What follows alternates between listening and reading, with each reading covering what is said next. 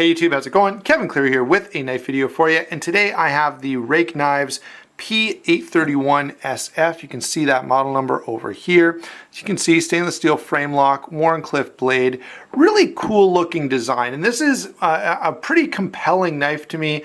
Ruike Knives has been around for a little while now, I guess a couple of years, and you guys actually started asking me about these guys, and I reached out to them and they've sent some knives for review. You've probably, if you've been around the channel, you've seen some of those other videos, but I do want to give a shout out to Ruike Knives Canada for doing that. That's really, really cool, and a lot of people have really appreciated these knives. So it's cool of them to not only share them with me, but give me the opportunity to share them with you. So let's, by the way, there will be a link to Ruike Knives Canada down in the description box below. You may want to follow them on Facebook as well to kind of see what kind of new stuff they've got coming out and that kind of thing.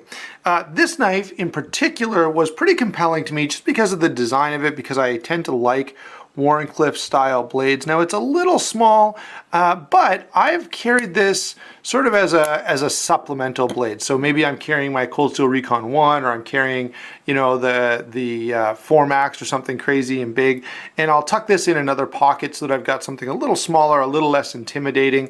Of course, for many of you who like smaller knives anyway, this would be perfect as an EDC knife. Very slim, very cool, you know, nice gentleman's knife or office carry knife. So I was pretty interested in this one, and I have been overall rather impressed by it. Let's start off with size and weight, and you'll hear now, you know, one of the things that I'm not crazy about just because of my own personal preferences. So the overall size on this guy is 7 3/4 inches. Now, if you've been around this channel for a while, you know my magic number is 8 inches, and this doesn't quite make it, but in all honesty, it's not the end of the world.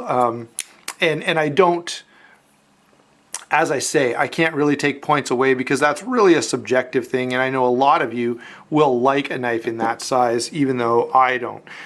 3 3/8 inch on the blade, which I will say I do appreciate. For a knife of this size, 3 3/8 inch blade is really nice, and that does kind of put it back into the realm that I like to carry and use. 4 3/8 inches on the handle, and this guy's fairly slim. It's about 3/8 of an inch thick, so it makes it pretty small in the pocket, which is nice.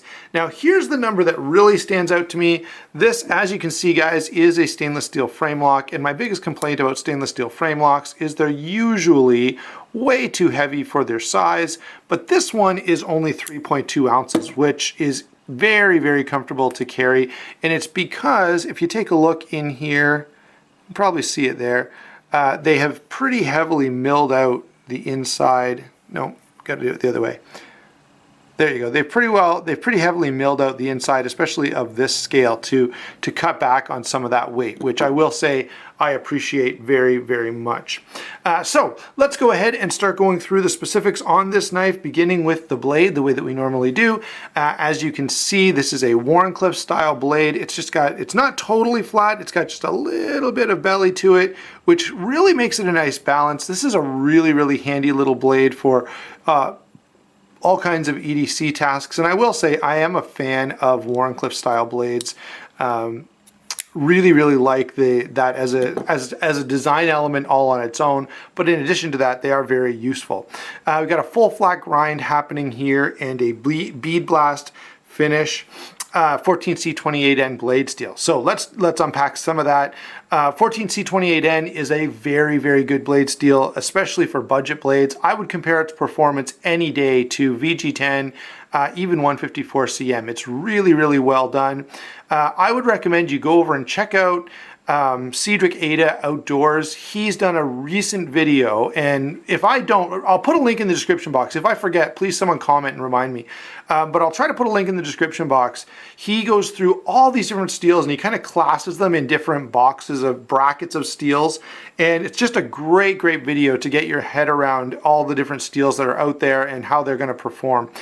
So By the way, if you watch it, you're probably going to end up being like me and really wanting a Maximet Para 2. That's definitely on my short list. I want to pick one of those up as soon as they're available.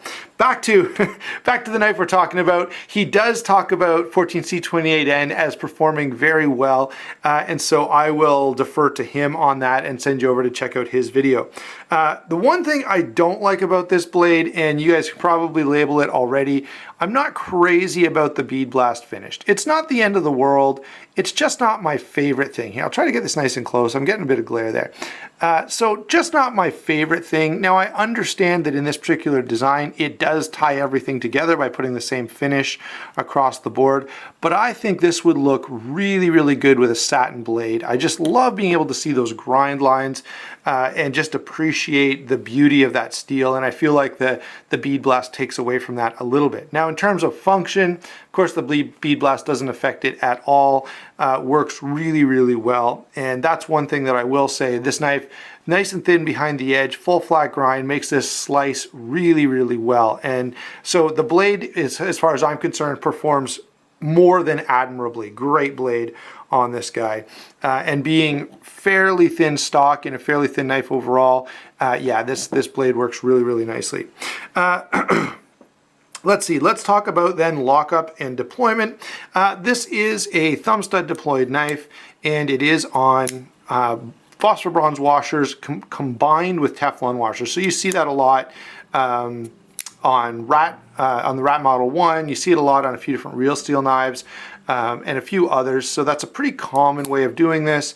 It does work quite well. Let me see if I can, well, having a hard time flicking it out. There you go. I can flick it out, but I will say this. This is one point that I'm going to nitpick on a little. Look how close that thumb stud is to the handle here. I've really got to tuck the fat of my thumb in there when I deploy the knife. Okay, so it does take a little bit of practice. I'm used to it now, and I can open the knife and use it without any difficulty, but it wasn't that way for the first couple days. It took me a while to get used to it. On the other side, I want to point out there that the thumb stud is only on the one side, and really only going to work on that one side. If you put it here, the lock bar is going to interfere and it's just not going to work for you. By the way, the other thing I would say about this is the detent is nice and it's really well done, except if you get your fingers on that lock bar, it can be pretty tough to deploy the knife. So that's something to kind of be aware of. Very solid lockup in terms of, you know, no side to side play whatsoever, no up and down play whatsoever. So that's appreciated. And you guys know I cannot stand up and down. I really can't deal with any blade play at all. My knives have to be just really solid. And this one does do that. It also, I'm turning it over here so I can show you, it has this secondary lock, and the secondary lock, again, just makes it so you can't unlock it just holds the lock bar in place. This also serves as sort of a lock bar stabilizer, so you can't hyperextend the lock bar. So yeah, that's lockup and deployment. It's definitely very functional. That one little complaint where I do have a hard time getting my thumb onto that thumb stud, it's not the end of the world. It's still, I mean, I can still use the knife just fine, and I've still carried it and enjoyed it quite a bit. So don't let that put you off if you really love it. But maybe you've had that experience before and it's something that drives you crazy, just to be aware of that thumb stud being a little tough to access. Let's see, what else do we want to talk about here? I guess that pretty much covers lockup and deployment. As we said before, it's a stainless steel frame lock, so typical, you know, in terms of unlocking and locking the knife, works really well. This is easy to access and no issues with any of that stuff. Okay, so what about the handle? Well, we've got a stainless steel handle here, and there are a couple things that I normally look for. Stainless steel handles, number one, they tend to be heavy. We've already addressed that. They have internally milled this out pretty well, which does deal with the weight problem. Now, the other thing is the bead blast on this deals pretty effectively with the grip problem. I've talked about this before. A lot of stainless steel handled knives can be really slippery, and that can make it very difficult even to just deploy the knife, but more so when you start using the knife, especially if you get a little bit sweaty. This has, you know, these lines milled in. It's got a few different things going on, and the bead blast, all of which come together to make this knife function pretty nicely in hand. In terms of, you know, being overly slippery, it's not.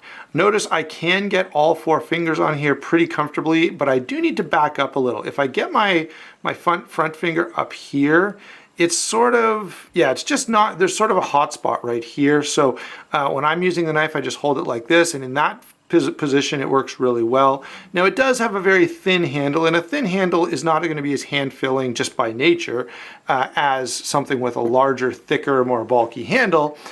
So there is that, but this is a small knife overall, so that's kind of goes with the small size on that knife. We do have a nice lanyard hole back here that you could maybe get 550 cord through it if you worked on it. By the way, nice full open construction. I really, really like that. Very simple construction, simple design. Pocket clip works really well. It is single position, so again, those lefties, it's not going to work for you at all. Oh, by the way, I didn't even mention the blue accents here, which, you know, we talk about sort of the handle design, and I like to talk about aesthetics at that point. I do really think this is an attractive looking knife. Both the milling that's done in the steel as well as the blue pivot ring just work really well and ties in with that blue thumb stud quite nicely. So really, really attractive knife, comfortable enough in hand for sure, and big enough. By the way, one thing that I will say I don't like about smaller knives is when I can't get sort of my whole hand on there, and I can get my whole hand on this, which I do appreciate. So there we go. Let's see. Moving on to some comparisons here. Now, obviously, guys, I'm going to run into a problem with these comparisons because I don't have a lot of knives in this size range. So I'm going to tell you a few that you might want to check out. Obviously the Spyderco Delica would be a pretty obvious comparison. Benchmade 531, Rat Model 2, all of those would be, I think there's an SD, a Vispa 2. The other knife that comes to mind, I have a stainless steel frame lock here. This is the CRKT Carniflux, so I think that's the right name. But it puts me in mind, there is a mini version of the CRKT Fossil, and the Fossil is a pretty cool knife, stainless steel knife with bearings, and the mini would be similar in size to this. The large is more like this.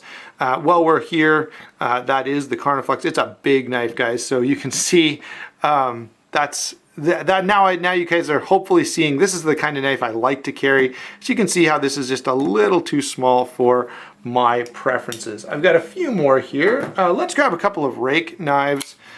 Here is the P105Q, and these two are both, this is the other knife that I really appreciated for this year. This is the Ruike P831-SF. So let's get all those in there together. You can kind of get a good look. So all pretty cool designs, all really well made, all, you know, the quality, fit and finish, all of that is very good on all of these, and I do really appreciate that. It's just been pretty well an expectation at this point from Ruike knives. They do tend to just do a consistently good job on that. Let's pull in one more knife. Here's the Real Steel. This one is just new out. This is the E802 Horus. Of course, I'm bringing this out. These guys are made in the same factory, and the colors kind of go together, so I thought I'd pull this one in as well. So there you go. There's some comparisons for you. Obviously, most of those are bigger, and that reflects my own preference. Oh, one more knife. Let's pull this in, just because it's a common knife, really well known. This is the Cold Steel American Lawman, of course, and it's a little more on the small end of what I like to carry, so it's maybe a little more comparable in size. Now, obviously, the American Lawman is not super comparable, being G10 and different steel and even at a different price point, but I thought I'd throw it in there since people are familiar with it.